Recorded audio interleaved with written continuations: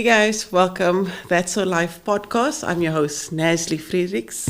Guys, tonight I nearly came with a wedding dress to the show. I wanted to come prepared, but okay, I probably need to get to know my guest first. Multi-talented, charismatic. Obviously, you can see the eye candy and all of it. Yeah. Tonight we have on show Anton David Jeftha, if I'm pronouncing it correctly. Yes. Okay, welcome and thank you for making the time. Absolutely. Yeah. Thank you Guys, for that lovely introduction. Thank you. Can you guys see? I'm setting a date already. Yeah, I'm setting a date. Hey, so tell me a little bit about yourself. What type of person were you growing up? So let's start there. Growing up, what type of child were you like? Naughty. Is it? Yeah, actually. I told you guys I like you. I told you. Gruwelijk. I think I was, But also, like, while I was naughty and gruwelijk, there was always boundaries and rules. You know, I grew up in a very strict household where there was, you can be as naughty as you want, but you have to have manners. Yeah. You know, parents are still together, 3 sisters, we're all very close. So yeah, growing up, I grew up in Belhar. And it was one of those like very community-centered type of upbringings, you know, like your neighbors, everybody in Belhar. Like, I think you've had a couple of guests from Belhar. We're all very proud to be from Belhar. So it was looking back, it was fun, you know, like. You know, in a time when there was no cell phones and social media and all of this. Everything was captured. Yeah, everything's captured now, and it was just the life of, I don't know, putt soccer, putt cricket, and kaalvoet on walking the streets, feeling safe, and it was a lekker upbringing. Noting that you were naughty, yes. Can we make the point of saying a lot of times people or kids go through the most. Yeah. And then people on the outside want to blame the parents, but it's not the parents or the elders. Like, I was the same. Yeah. And my granny was the type, like, every Sunday and all of it, and you must be in church, and moet die Here gedien. But I was doing other things, to put it like that. Yes. But a lot of times others would blame the parents, and it's not them. We make our own choices. We do. I think we do. And just to elaborate on that point, I think that our parents also grew up in a different time where they were forced to work. So they didn't have a lot of one-on-one time with us. Yeah. You know, my parents were both, my dad was an electrician, my mother was a bookkeeper. And if they weren't at work all day, every day, we weren't able to be schooled at the schools that they wanted to put us into. So I think that's also like why sometimes you test and you take chances and stuff, because you don't get that one-on-one attention maybe at home. Yeah. Could be that. But I know, like, I was also raised in the church. You know, you had to sit still on Sundays and just listen to, you listen to your parents. But I don't think we can put too much blame on the parents for being gruwelijk. I was just always thought I was like naughty by nature, and I think I turned out okay. I'd like to think so. With the career choice, but then your schooling, your education, the subjects that you chose, and then here you are today, completely different field.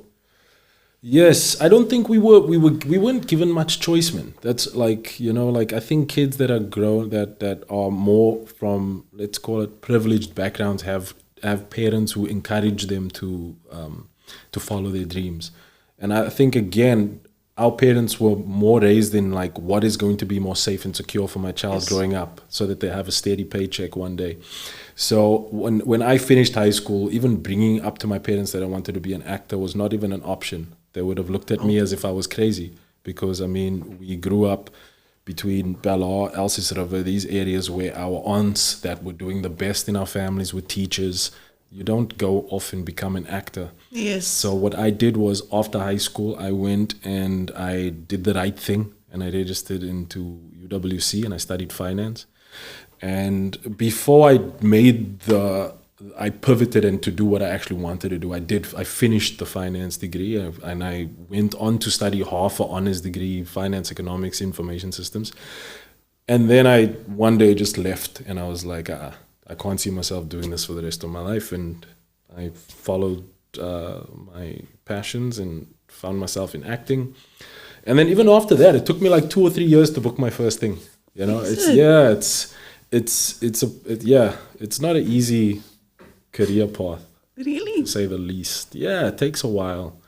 It takes a while to grow, not just grow externally in your craft and your skill, but grow internally in terms of your confidence and what do you call this thing? Imposter syndrome and all You of that and type confidence. of stuff. 100%. Really? Yeah, for sure.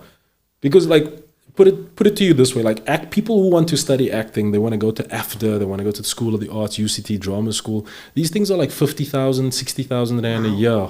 Awesome, man. So what parents in our neighborhoods are going to be able to afford you to put you in an acting school?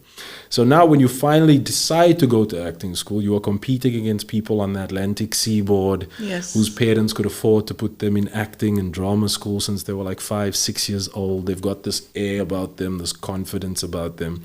You, this boy from Belhar, stepping into the room in Kloof Street on Cape Town CBD, your confidence is like here and they are there, you know. But it takes a while of like plowing away and working and growing, becoming comfortable in uncomfortable situations before you start feeling more lekker about yourself, you know. Okay. Yeah, so it definitely took a while. Can I just ask you this question? So you said it took you 2 years before you booked it. Yeah. So there's this thing on Facebook now where everybody talk about money and there's a whole argument today where the arts at Bunny is the conversation. So what do you do for that 2 years where you're not earning? How do you sustain yourself just physically and how do you keep your mental state positive to say it's gonna happen, you know? And you know, the funny thing is, after that 2 years, it goes in cycles. You might think now I'm in a lekker position, but 2 years from now, you might find yourself again in that dip where you're not working for a year or two. But I'm going to come back to that. At that time, because of my having the finance degree and all of that, I actually found myself working in the oil and gas industry as like I was as a kind of a rep. So I was working as an ops manager at the time. But I would lie to my boss. I would say like I'm going to lunch or whatever. But then at that time I'm like on the N1, getting out of my work clothes, putting on a T-shirt, whatever, going to audition at 73 Loop Street, you know. And this is how my life was for like 2 years of me like lying about where I am. That time I'm at an audition. I'm not on lunch or I'm not at a meeting. I'm auditioning for 2 years without him knowing. So that's how it went. And also at the time, just like keeping my physicality in check, you know, like I started working out, taking care of my physique and all of that. So I think that also played a big part. Yeah. And then again, just to circle back to that, is like, it doesn't, sometimes this industry will humble you. So you might think that you're on top of the food chain sometimes, life's going lekker. Like for me right now, I do feel quite blessed because I'm very busy. But I can never get to a point where I'm like, where I forget that I've been at this point so many times before where things were lekker and then things dipped, you know, and you were forced to eat that humble pie and then you just... So the time, the come up has a reason. There's a reason for it. So you made the best of that to instill that you can go back down. So don't get too comfortable. Yes. You know what I'm saying? And looking back now, I appreciate the slow burn. The slow rise is so much more important because you don't know how to navigate those falls if you don't know what it's like to fall, if you've always been up there. So it's been a lot of this throughout my career. It's been like 14 years in the game now, but a lot of that constantly. I was actually checking a video out, I'll maybe pull it up later, where Rose, the rapper, he speaks about it's not really about the money and the cars and all that. It's really about the direction that you're going. Yeah. So just make sure that you're going in the front, you know, the vorentoe gaan and the agtertoe. Because we all get that moments where things don't go our way. Yeah. You know what I'm saying? And I think people that really love their art will appreciate that part and not just the accolades that come with practicing your art. You know what I'm saying? And there's a temptation with it because we're all like lured towards this trap of instant gratification. Because if you look at social media now, everybody's pushing out the best cars. They spend all your money on designer. Let's like, you know, YOLO. You know, let's like, why care about your financial future 10 years down the line? Live for now. So you have to keep that. I think in what we do, you have to keep that in mind so much because you're not always harvesting, you know. There's most of the time you're waiting. You're waiting and then you get big paydays, but then you get no paydays for a couple of months. So you have to just be calm. Just be lekker. Yeah. Does it help you, somebody in your industry with a finance background or that knowledge of it, knowing that, you know, keeping this payday and knowing that it needs to stretch because you don't know what happens? Most of us, or people like me as well, it's like, I'm getting that bit of money, it's like, I'm at it. Yeah, I mean, the temptation is there for me. Like when I get that big chunk, I'm like, your trips, vibes, shops, diamond walk.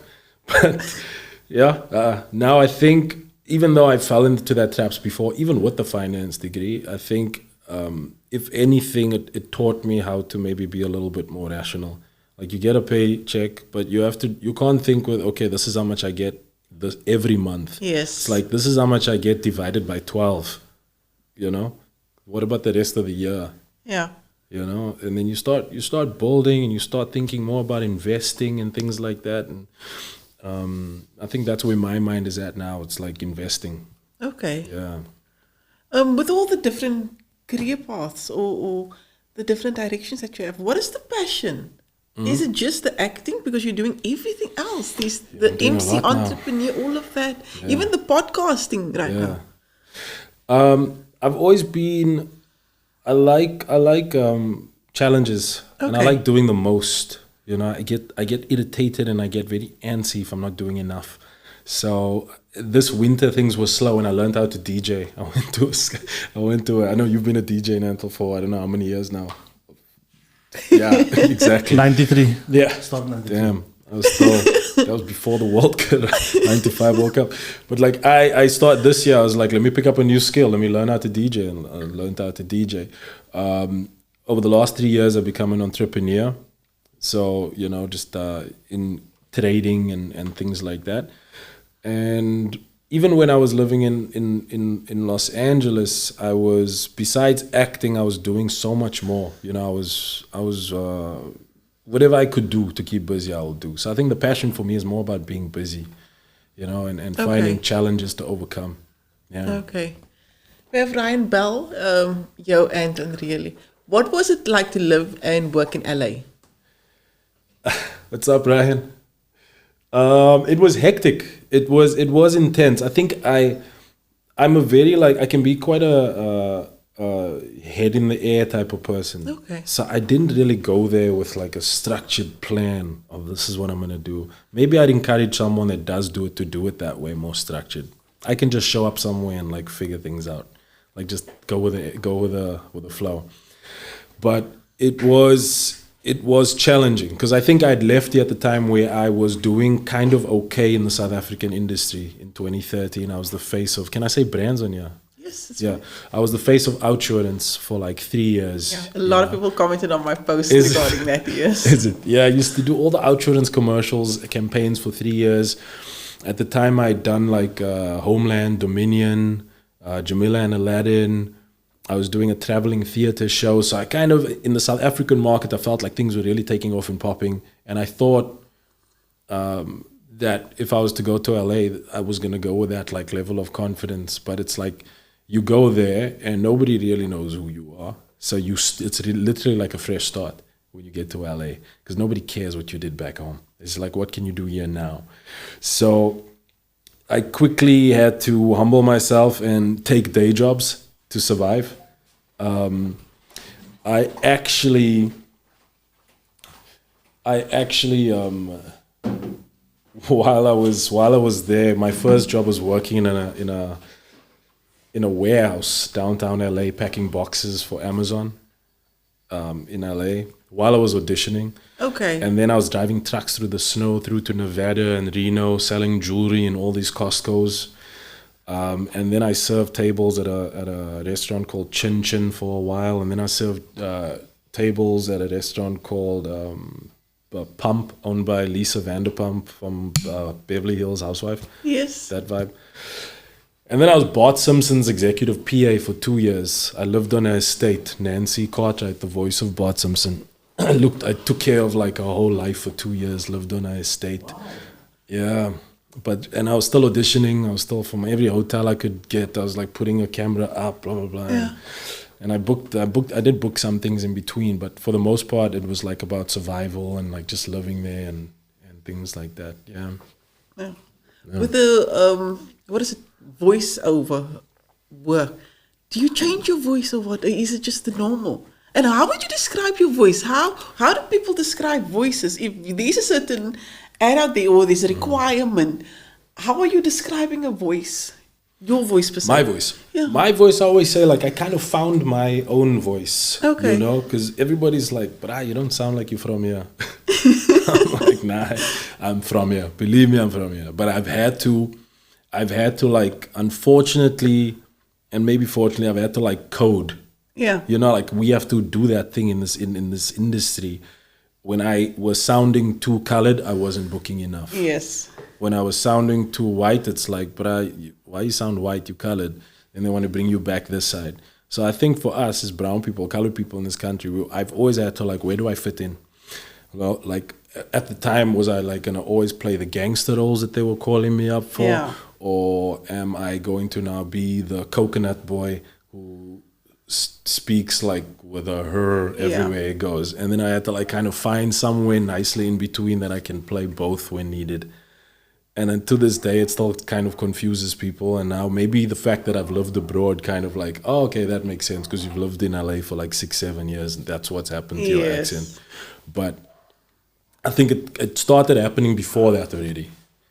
Like when I booked Outsurance, I remember having to talk a certain way, right? Because obviously when you are now a presenter, I was a boy from Belhar, like we heard and we spoke Kham and whatever. And now all of a sudden I'm like this guy on TV talking about life insurance. And it's like, now I have to put on this voice. So if you have a bit of time, stay with me as I share with you a simple way in which you can save money, enhance your quality of life, and give your family a way to fulfill some of their needs and dreams should something ever happen to you. It's that, you know, but no, yeah, this is like from 8 years ago. But when I went back home to Belhar at that time, I mean, I was making fantastic money on Outsurance, but your friends in Belhar don't give a shit how much money you're making. It's just like, I would go back to Belhar and I would like just like a semblance of a her. Yeah. And my friend would look at me and be like, you talk right, you know? You're not about Outsurance now. And I'd just be like, if I had said Outsurance, I wouldn't have got the job. You know what I mean? So we have to code to fit in or get ahead. Unfortunately, it is what it is. Yeah, the industry is what the industry is. You know what I'm saying? Irrespective of what your friends say back at home. You know what I'm saying? Yeah. Yeah. With the various roles that you've played, what toll does it take on you having to adapt to that character? I think for the most part, every character you play kind of, which makes acting a little bit of a spiritual game and sometimes a dangerous one because a character can really latch onto you, you know, especially if you allow it to do so psychologically. I think there are ways out of a character. At the end of the day, you can do breathing stuff to like let go of that. But you can definitely see why some people lose their mind with this industry because people are like taking on these characters and really embodying them. Yes. I've had some roles which were maybe a little bit more on the darker side where you had to like do things that were quite inappropriate or off character for me, you know, where it'd be like just like physically abusing a woman or sexually abusing someone and it doesn't sit lekker, you know, it doesn't feel lekker in your body. Or something what you do, even though you're acting, it does sit in your physique, in your physicality, you know. So I think it is important to, I think that I would actually to a certain extent advocate therapy for someone that is an artist because we play all these different characters in these roles and we've got all these, by nature we're very creative and like we think a lot. Yeah. You know, so we have to like kind of just get it out. Otherwise it just all stays here and we don't know what to do with it.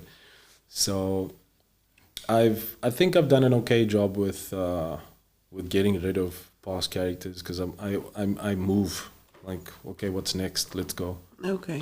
Jill Leeuwenberg, no? She's fantastic. She was 2 weeks ago. Yeah. And she said when she prepared for Ellen, Ellen. Yes, Ellen Buck. Ellen Yes, Buck. that was. She moved to Muizenberg just to because she knew she's going to take on this role.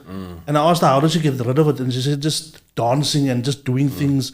And a friend told me, you use the same word now, you embody it. So it's in your body. Yeah. And it's, for me, it's a weird way of thinking how another person's character can be in yours, man. It's a weird concept for me now. I just thought, now you just act. But when you speak to you guys, actors, and I realize, okay, your cells have memories, right? So your body has memories. Like when you're acting something in your body, it still sits in your cells. Sure. Like you feel like after a scene that you've done, that you've inappropriately touched someone or done something, it's like ugh, like you just don't feel good. You know, you feel rattled and like kind of emotional yourself because you've worked yourself up to get there.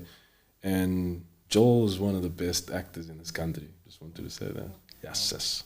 Joel, she plays my mom on Suidooster, but I want the world to know that I think Jill Leeuwenburg is one of the best actors in this country. Yeah. For sure. She doesn't get enough praise.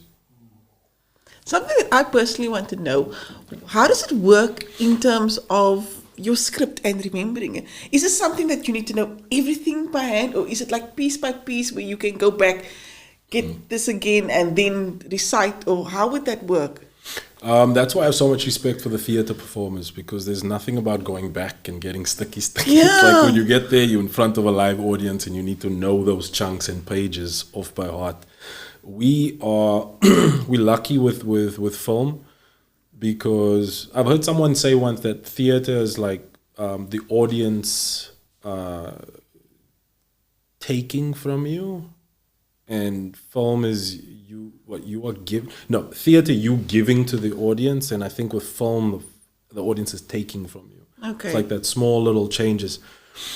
But with learning lines, I think for film it's smaller. You know, they want to more see your emotional journey like behind your eyes, because the camera is here. You know, it's the smallest change in your facial expressions. It's more like an inner world. Whereas like with theatre, it's an outer world, it's bigger, it's performance that moves the audience. So, but with learning lines, I think it's harder for theatre, for sure. With film, I mean, we can, if you fluff up, you're just like, fuck, cut, sorry. Yeah. And someone would feed you a line and you just do the scene again. Often, it depends on your level of seniority as an actor, because if you're a junior and you're calling... people are going to definitely give you a little bit of shit, but somehow when you do this for long enough, you get the confidence to say, guys, shit, sorry man, I don't know my lines, just feed me that line quickly. Okay. And then people are a little bit more patient with you. Okay. But, yeah, for me, my process is probably just going over and over and over the lines again and again until it sits, like we said, in your body and in, like, yeah. What's your favorite film or theatre? Film. I want to say theatre, but like that's the actor's right decision to say. Yeah, the politically correct thing to say is theatre. Like there's no feeling like theatre. Like the last time I did theatre was probably 10 years ago when I did a traveling show to Grahamstown and all of that. And I will say every single night before stepping out on that stage, I'm like, why the hell am I putting myself through this? I'm nervous. I'm making the sign with the cross. And I'm like, nah. I'm so nervous backstage, which is a good thing, I think, because that just and I remember, like, you know, when you're done with a theatre piece and you walk out of that's off that stage, there is like this, after all of that chaos in your mind, there's this stillness where it's just like you do feel at like a level of peace, which is very interesting. Like I'm just saying film because that's what I do. It's my world right now. I would love to do theatre again when the time is right and when the right piece wants me. But for now, I'd have to say film. Emphasis on the tattoo as well, regarding theatre. Yeah. That's really cool. Thank you. Two-part question on love and relationships. Yeah. So, in your world, you have sometimes where people are in relationships for the industry. It goes well together. It's a business relationship or something. I know that it's true, but I'm still asking, is that true? Because it's like, how are you doing something that's not purely just for love? But I'm a hopeless romantic, so yeah. I think with me, it's always about love. It's very important that the love is present. Yes. And even if the love sometimes is not there off the get-go, you sometimes do become. There's a connection that takes place. You know what I mean? Have I seen people kind of shacking up for corporate purposes within our industry? 100%. I had those offers when I was in LA.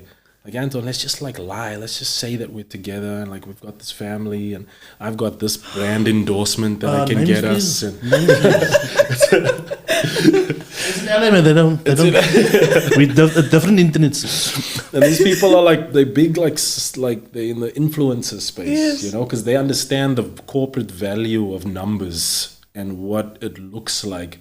But I can't do love for the sake of the external world. Like, if I don't feel it, I come from a household where my parents were still together. They're still very much in love. I need to feel something. Yes. I can't just do something for the sake of doing it for financial gain. Sometimes I wish I was that cold, that detached. Life would be I'll be a lot more richer than I am today. Oh. But yeah. And then also there was a little bit of negativity on social media. Yeah. When you were going through your relationship. And people would say, you aren't perhaps on that level or caliber of Boiti. How does that affect you, or how do you feel about that? When I came back, it's a good question. When I came back to South Africa, Boiti and I met about a year into my being back from LA. I'd not particularly known who she was because I'd been away for 6 years. And obviously she's a powerhouse, she does super well. I've got nothing but respect for her. To this day, I'm she's amazing. But there was never a difference in, with us making each other feel like you on that level and I'm on this level. It was very much supportive, go, do your thing. There was nothing no competition. Yeah. You know what I mean? I feel for couples that do that though, where there's a competition, when this person's not working. It's more if I'm working today, I'm working today. Tomorrow you might not be working, and I'll support you during times when you're not doing too well. So, yeah. Okay. With regards to your podcast, was that also for a challenge as well, starting off the podcast? There's this place I go to, Suidooster. It's for these AI beds and massage parlor type thing. There's this friend of mine that owns it, Gershon Isaacs, and he came to me with the idea. And he was like, "Bro, I want to start this podcast. I think it will be hard, you as the host."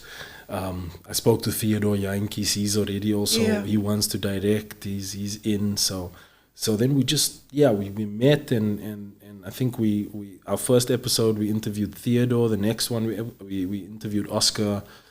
Oscar. Yes. Joe Barber, Oscar. Yes. Oscar Peterson.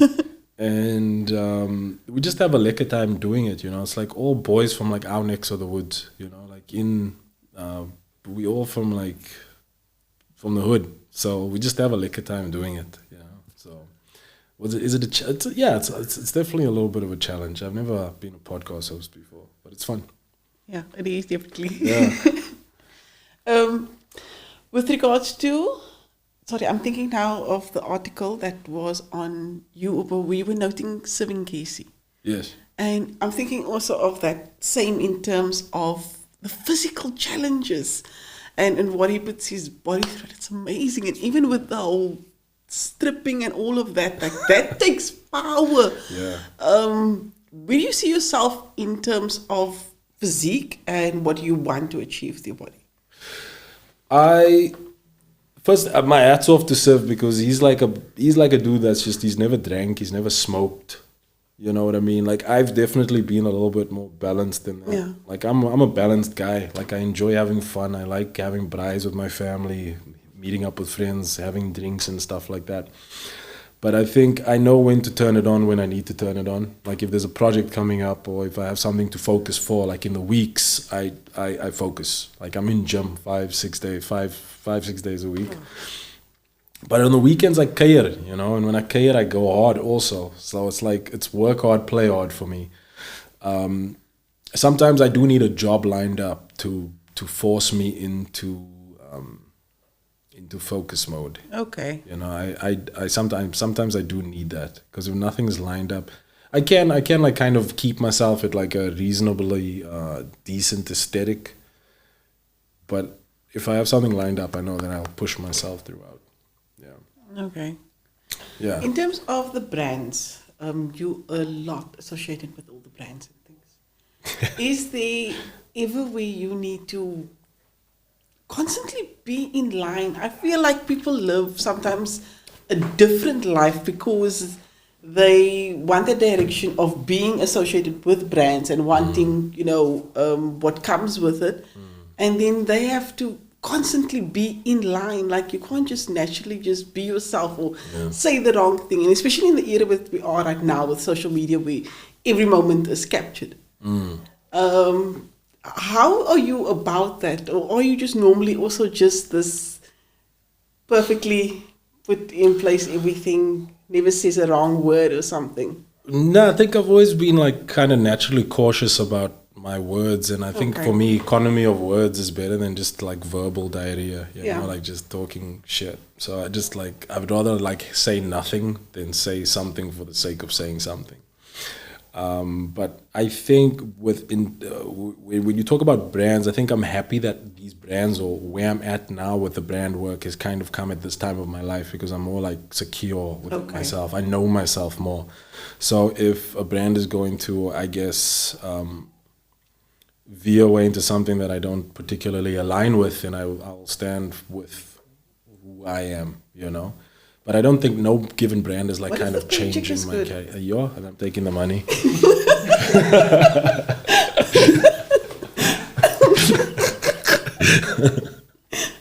No, but that is fair. That is fair. We noted the relationships, but I didn't ask your current relationship. I was waiting for that. Yeah. Yeah. She's probably at home watching this now, like. Is it? And then. Yes, there's someone very special right now. Yeah. Okay. But you know, it's also like, you know, you come out of a very public something, you know, where I think people get the impression that you guys were probably doing this for the sake of brand work and making money together. So, and very public, and your whole persona and your whole business, your whole brand becomes about your relationship, which I've come out of something like that, I feel like quite a while ago. So I think now there's something more special about keeping something like private. Yes. And this is like, you know, and I'm happy, you know, and we happy and we good. It's the same like earlier we stated, like it's not a secret, it's just that private. There's no secret at all. Like I'm not out here trying to hide someone, you know, but it's like, it's not us having to like constantly be like, oh, look at us, look how happy we are every day. Oh, we're happy, eh? Look at the ones that do that the most. That I'm just like, so you're saying you haven't done the whole photo shoot, you know, the denim and the white t-shirt and all of it with current? No. Hey, but you know, it's like never say never, you know. Time and the world will sometimes, I don't know, but for now, very happy, very, very, very chilled. I'm happy for you. Thank you.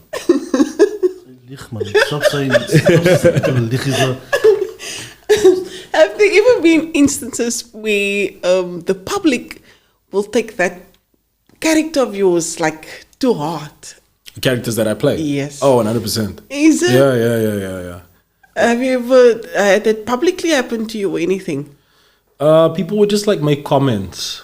One that comes to mind is like when I was on Legacy, when I was playing SJ, and then I was going through the storyline where I was hurting SJ, and Petra in the storyline because I was cheating on her, and so I'd be in the mall, and then like a little white auntie would come walking past and be like, "You must be nicer to Petra.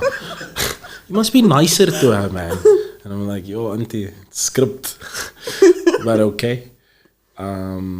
Or on Justice Served, I played a bit of a bully, actually quite a bit of a bully on Justice Served, and people would be like, yo, you mean, you're like, yo, you evil, you like that in person.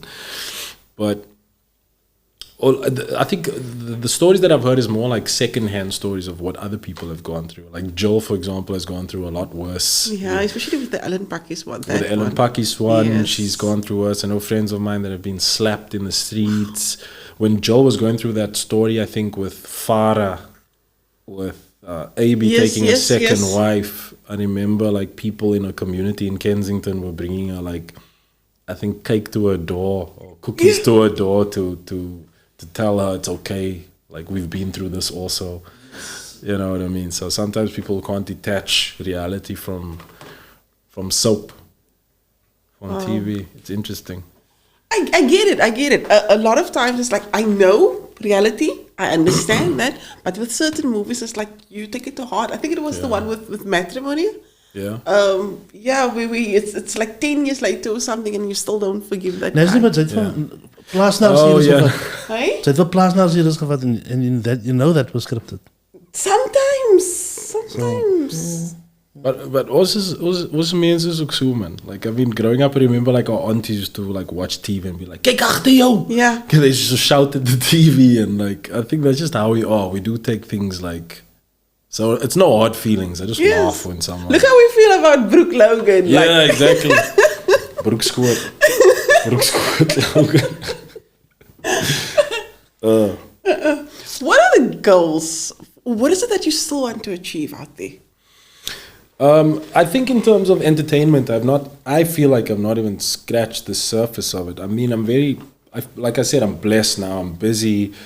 I think I've got about 4 Netflix productions coming out in the next year. Yeah, and I start a new production in 4 months. I think it's Penguin Films production. So I'm busy, but like in terms of, I guess I just hope to continue on the trajectory that I'm on and like get more interesting scripts and stories that I feel that just sit nicely with me, because it's few and far between that you get a character that you play that actually like you put it on and it feels good. So I'm just hoping for more characters like that to play and hopefully on the business side I hope things pick up. That's also like a goal of mine. That's why I'm applying because of the inconsistency of the entertainment industry. I've just been forced to put a lot of energy into the business side of my life. So I hope that picks up. I hope I, just grow, and like I think it takes a while for us as actors and entertainers also to like feel grown, because we feel like kids for so long. So I think I'm just like, I guess you get to a point where you just want some stability. So yeah, from there just like more stability, more like family, more growth. What about writing and directing? You see yourself doing that? I wanted to. I've written so many pieces and I end up like chucking it because I'm not happy with it. But I think at some point I'm probably going to be forced to sit and really... Because that is the opportunity really that you're creating for yourself, right? Yes. Writing. But I mean, I could see you reading a lot of scripts, so you know the flows of a script, of a good script, I can see that happen. I would actually like to do that at some point. There's a couple of times where I'm like, the roles that I really want on coming up, how about I just like write my own... Matt Damon, Matt Damon in Good Will Hunting, because he did that. Something that's like liquor and like action packed and like our type of stories, like very South African original type story. Because I do get annoyed sometimes when I see these stories that are coming here now on Netflix that is like carbon copy Spanish shows. We've got so many good stories to tell here, original stories that could be told. I watched Queenstown Kings on Netflix. You should watch that. I'll check it out. So good. South African story. They bring in like the Sundowns aspect, the local football, and I want to see more of that. Have you checked out Spinners? My brother. Did you check it out? I didn't. What platform is it on? It's Showmax. Is it Showmax? Somebody told me about it. I need to watch that. I'm telling you, it's something else. The only downside to it is they only release one episode a week. So you can't binge watch it. But it creates that excitement, man. Yes. Spinners. Actually, it's out today. Today's Wednesday. Ja, Someone mentioned that. Nah, that's one thing that you... Mr. Joe Barber's in there as well. He plays the cop. Oscar. Oscar, Yeah. He plays okay. very nice, very nice. Yeah. Yours? Yeah. Can you elaborate more on the business side for me, please? You as an entrepreneur. Yeah. Do you want to? Well, you don't have to speak No, I about this if can. you don't want to. I can. On the business side, I've got like a couple of registered entities and things that I do, like because spending as much time as you do in Joburg and like rubbing shoulders with people who are like entrepreneurial. I found myself like in the commodity space. Okay. So at the moment, like logistics in commodities in Mpumalanga with Bank Area with coal. So I do a little bit out there with that. I'm also mandated to an explosives company, where, so I do like business development for consumer marketing for a company called Titan Explosives. So it's the first female black-owned Wow. company in explosives company, licensed explosives company in the country. That's the bomb. Yeah. Yeah. We're growing that brand at the moment, and explosives is in mining, it's in construction, it's a very white dominated industry. So to get in there has been a nightmare, but we are making some headway in that space. Yeah. Would never have guessed, eh? The singing. Where does that fit in? You do- Singing? Yes. Yeah, I sing. Yes, it's noted on your. They must take that off my bio. But No, not I just do. that, it's just, yes, I'm not crazy. No. You know what? Oh, but not... I think some of my journey started with singing. If I had to go back to what kind of initially fueled me wanting to be into the arts, would have been singing, because I think that was my first love and passion until I felt like I wasn't good enough for it. Maybe it's like my own doubts and insecurities around singing. Maybe I didn't put in enough effort into it, but one of my first jobs, like not even a job, I was matric, it was grade 12. I was the lead in a musical, and that kind of like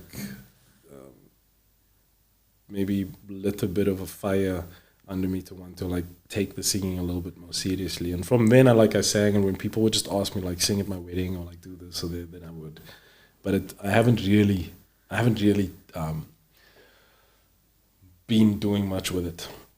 Okay. Yeah. I'm going to be forward and ask you to hit a note or something. Yeah. Yeah. You. You're waiting. One line. You can sing if you want to. I mean, I don't know, my voice is boring now. It's not what it used to be. No, it's not. Like, Trust me, it's not. I can tell you right now if you should pursue the singing again or if you should quit the acting. You guys might just change. You might just. Hey, tokens. If you push spot, you can say no if you want. It's fine. It's fine. When I sang, I used to do like more like Michael Bublé type songs. Oh, Like, what is that's that good. called? Like Krona type music. What is it? Krona. It's like, well, it's a marvelous night for a moon dance with the stars up above in your eyes. A fantabulous night to make romance 'neath the cover of October skies. And all the leaves on the trees are falling to the sound of the breezes that blow. And I'm trying to please to the calling of your heartstrings that play soft and low. And all the night's magic. Something like that. That was amazing. It's neither here nor there. It's just like, I can't believe Nazli got you to do that. That's not interesting. Not quite Nazli. No. What it's supposed to be on the podcast as well, it's you creating that new memories. You're going to walk away from this. It's like you left this interview and you were singing. Like, It's lekker. Wow, that was amazing. Are you the romantic type? Because of the singing, she probably makes you sing. I would make you sing all the time. Like, are you the romantic type?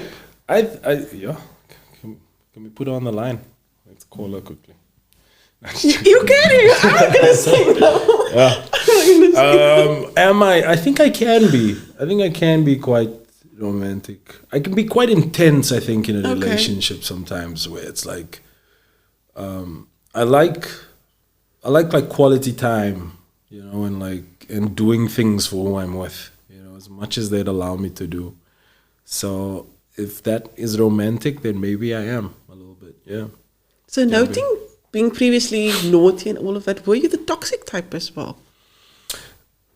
Yeah.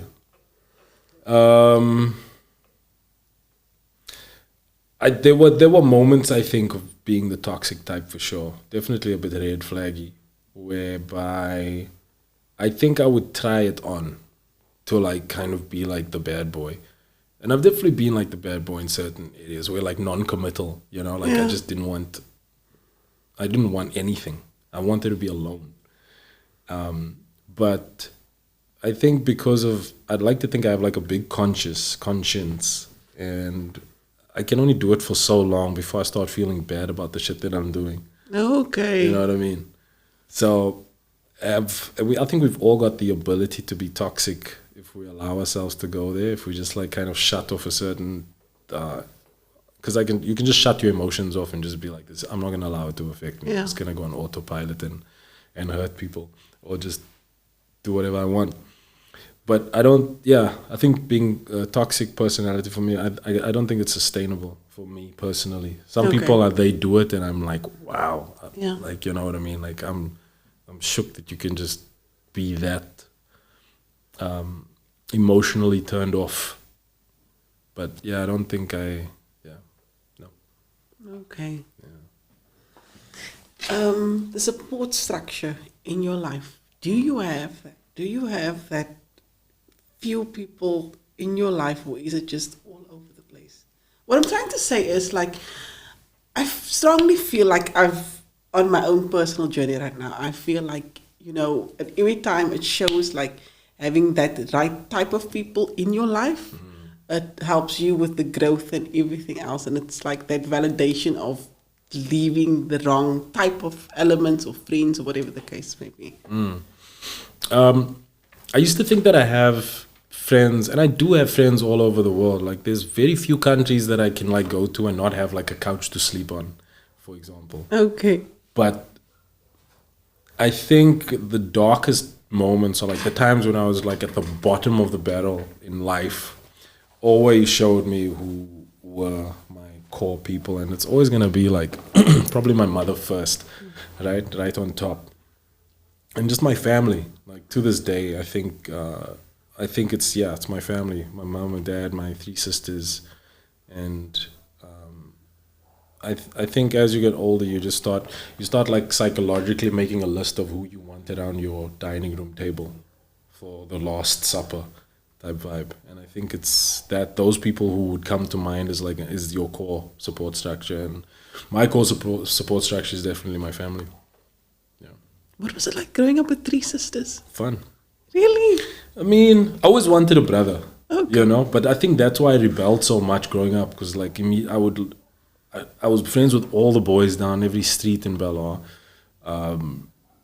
So I was definitely like the black sheep. You know, my sisters were good. I think they were quite good and well behaved, and I was the one that would run away and catch on shit. And but I think like to this day, we've never really, if we have disagreements, it's like it doesn't linger, whatever. We never go. I'm always confused when people like don't talk to their siblings. I'm sorry if you are not talking to your siblings right now, but for me it's confusing. Like I've never we're tight. Yeah. We got something in common. I actually also have 3 sisters. Only son from a mother's side. Yeah. But do you feel that it helped you with females? 100%. For me, it could. Yeah, my sister Claudette, she used to school me. Like, can you say that? Yeah. Okay, I'm gonna do that. I'm actually more comfortable around women than I am around men. I don't know if you feel that same way. It's like if we're having a braai at home and the female cousins are coming over and the male cousins, you will sometimes find me hanging out with the females. Yeah. While the men are that side talking sport or talking whatever, you know what I mean? I don't know. That's maybe one thing how it's affected me. Like I feel very comfortable with women, and I think it's kind of subconsciously molded me in a way to like how you behave around females. Are you the baby? Second youngest. Yeah.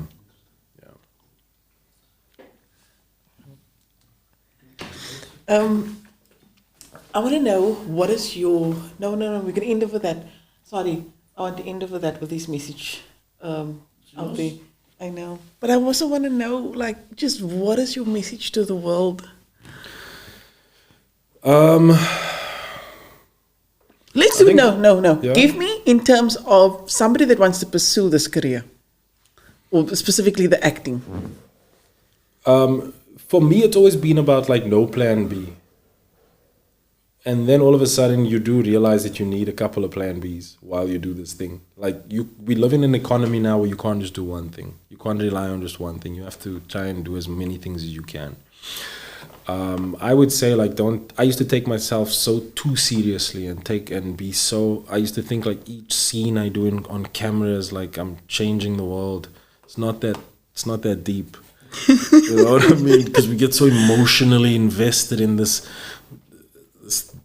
crap. But at the end of the day, when I was living at home, when I started in this industry, I used to get liquor food at home and nice coffee, and I would go from Belhar to town to go to an audition. And I used to think that everything I wanted was on that side of the N1. And I used to put that thing, almost prioritize it over my family and over what I was getting at home, the roots and all of that. And now I think 14 years in, one of the only things I'm thinking about when I get to set, yes, the work is important, but I'm thinking about what food are they serving today and like a coffee. Like I'm just here for the food. Like I just, like life becomes simpler. I think the older you get, you realize that it's the simple things that is important, and not this big idea of something that you had in your mind. Of what success is. Like I used to think it was this big thing. I wanted to be this massive Hollywood star with this big Bel Air view. But I've met those people and I wasn't impressed. So I think I'm wealthier than all of them. I still got a mom and dad that's alive, sisters that are alive, nieces and nephews. Like what more do you want? You know what I mean? You reference constantly your mom and your dad. They're obviously very proud of you at this stage. Yes. Yeah. What would it be giving them?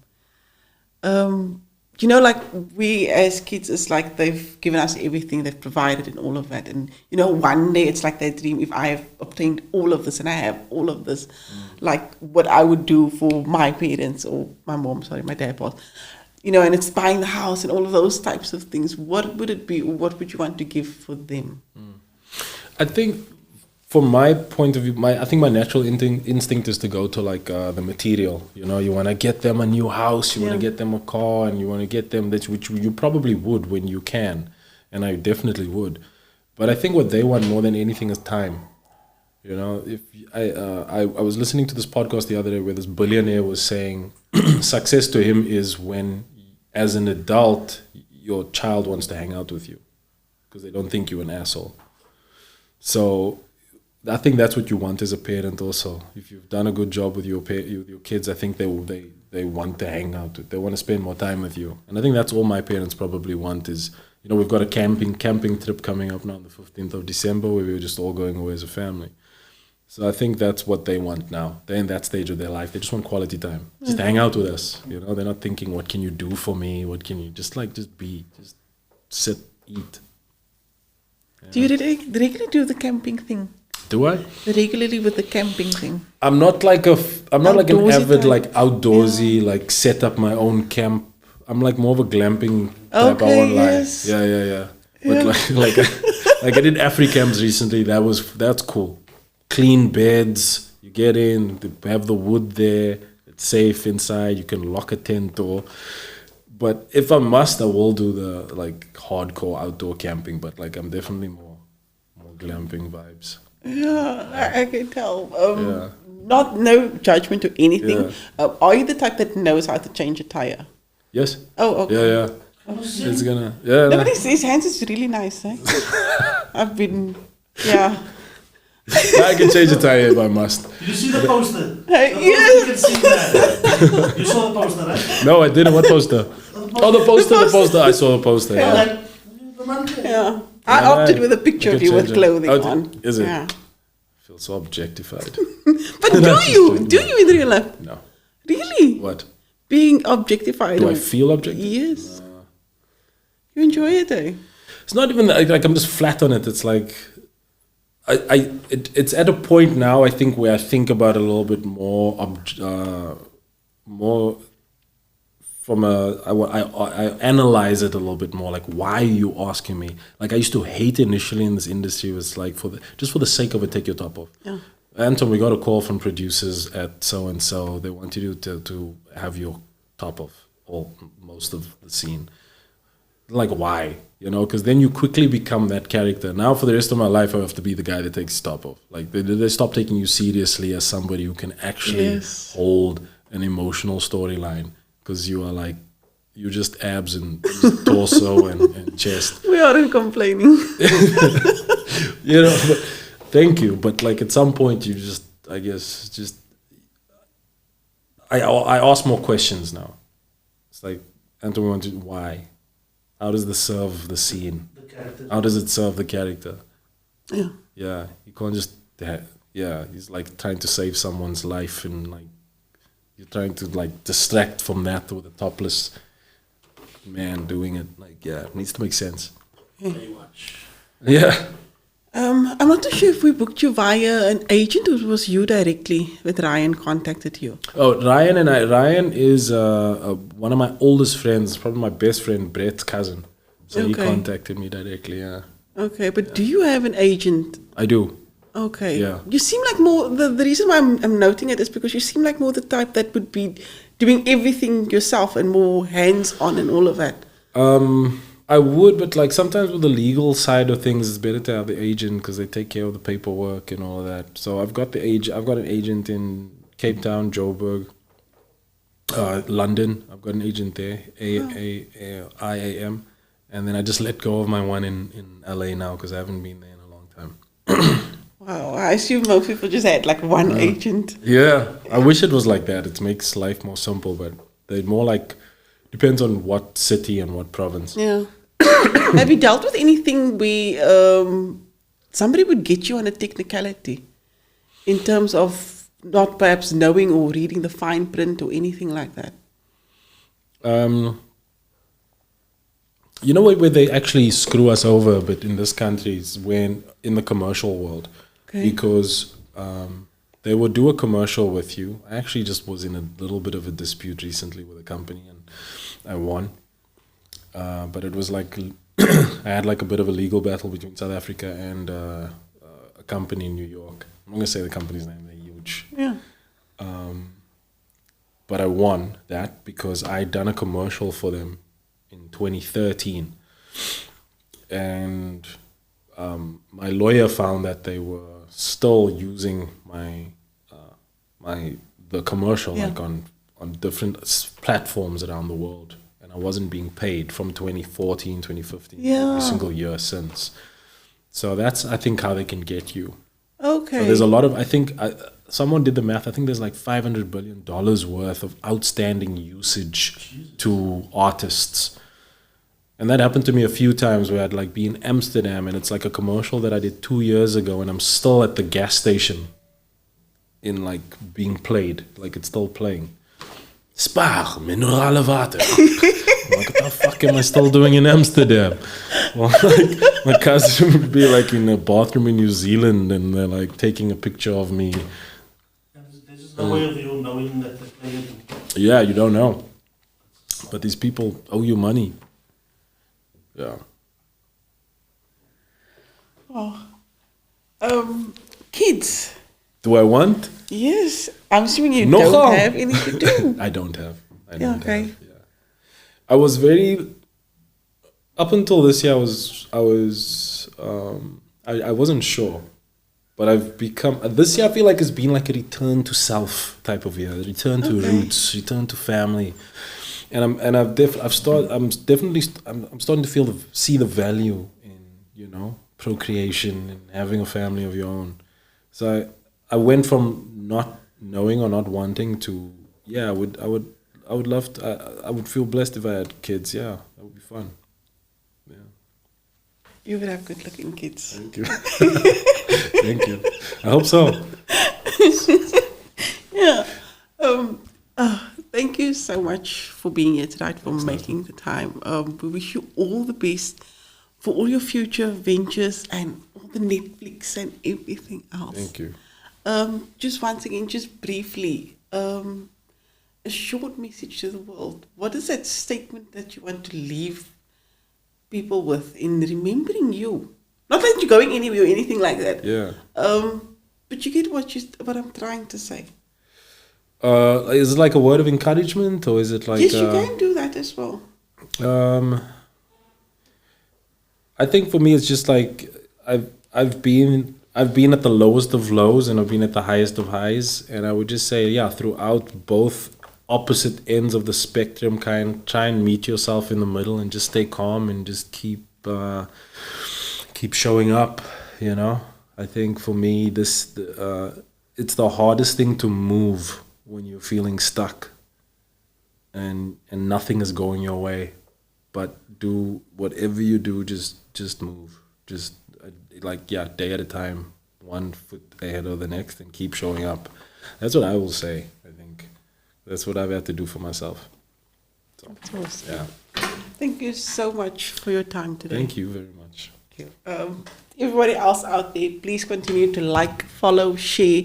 Continue to watch the other podcasts as well on the platform, please. And subscribe to the YouTube channel as well. Thank you so much, guys.